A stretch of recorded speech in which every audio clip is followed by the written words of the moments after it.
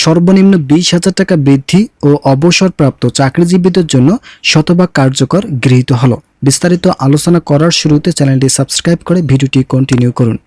অর্থ মন্ত্রণালয় কর্তৃপক্ষ ও পে কমিশনের সদস্য সচিবের একাধিক সিদ্ধান্ত মোতাবেক আজ সরকারি চাকরিজীবীদের জন্য নবম জাতীয় বেতন স্কেল কার্যকরের চূড়ান্ত সিদ্ধান্ত গ্রহণ করা হলো। এই সিদ্ধান্ত মোতাবেক কর্মচারীদের জন্য নতুন যে সিদ্ধান্ত নেওয়া হয়েছে সেখানে সর্বনিম্ন বেসিক 20,000 টাকা বৃদ্ধির চূড়ান্ত সুপারিশ নামায় উঠে আসে। এছাড়াও নাম অপ্রকাশিত রাখা শর্তে একজন ঊর্ধ্বতন কর্মকর্তা বলেন, পে কমিশনের সদস্যরা যে রিপোর্ট অর্থ মন্ত্রণালয়ের কাছে হস্তান্তর করেছেন সেই রিপোর্ট থেকেই সরকারি চাকরিজীবীদের বেতন বৃদ্ধি নিয়ে নানান জটিলতা তৈরি হয়েছে।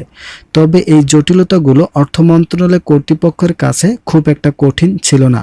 ফলস্বরূপ অর্থ মন্ত্রণালয় কর্তৃপক্ষ ধারাবাহিকভাবে সকল কার্যক্রম বাস্তবায়ন করার মধ্য দিয়ে সরকারি চাকরিজীবীদের প্রত্যাশিত নবম জাতীয় বেতন স্কেল চূড়ান্তভাবে কার্যকর গৃহীত হলো।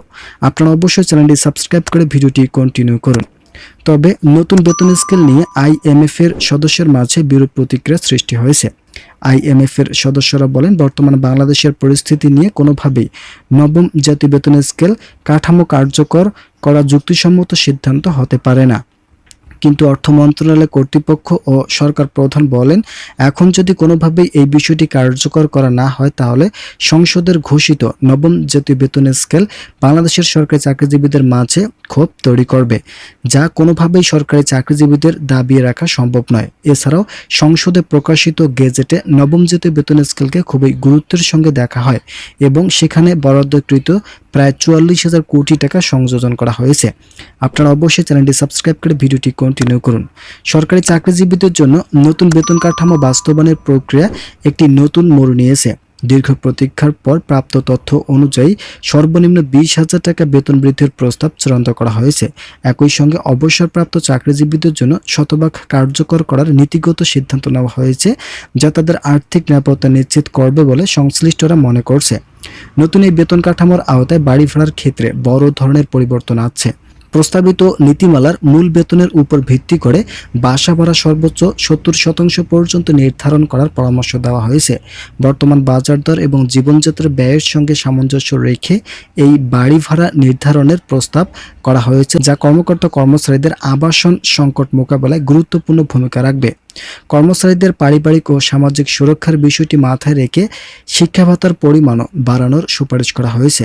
নতুন পরামর্শ অনুযায়ী প্রতিটি সন্তানের জন্য শিক্ষা ভাতা বাড়িয়ে 3,000 টাকা পর্যন্ত করার প্রস্তাব রাখা হয়েছে। এই সুবিধা সন্তানরা যাতে উচ্চশিক্ষার ক্ষেত্রে কোনো আর্থিক সংকটে না পড়েন সেই বিষয়টি নিশ্চিত করার জন্যই মূলত তৈরি করা হয়েছে। আপনারা অবশ্যই চ্যানেলটি সাবস্ক্রাইব করে ভিডিওটি কন্টিনিউ করুন।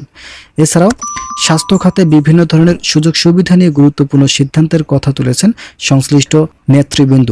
স্বাস্থ্য খাতের ক্রমবর্ধমান খরচের কথা বিবেচনা করে চিকিৎসা ভাতার উপরও বিশেষ জোর দেওয়া হয়েছে। কমিশন সূত্র নিশ্চিত করেছে যে নতুন বেতন স্কেলে বেতন বৃদ্ধি করতে হলে বাধ্যতামূলকভাবে চিকিৎসা ভাতা 2,500 টাকা পর্যন্ত নির্ধারণ করতে হবে।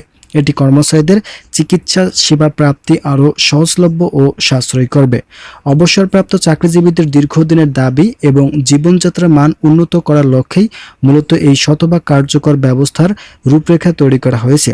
কর্মজীবন শেষে আর্থিক স্বস্তি বজায় রাখতে এবং নিত্য প্রয়োজনীয় পণ্যের ঊর্ধ্বমুখী মোকাবেলায় এই উদ্যোগ তাদের জন্য একটি বড় স্বস্তির বার্তা নিয়ে আসবে।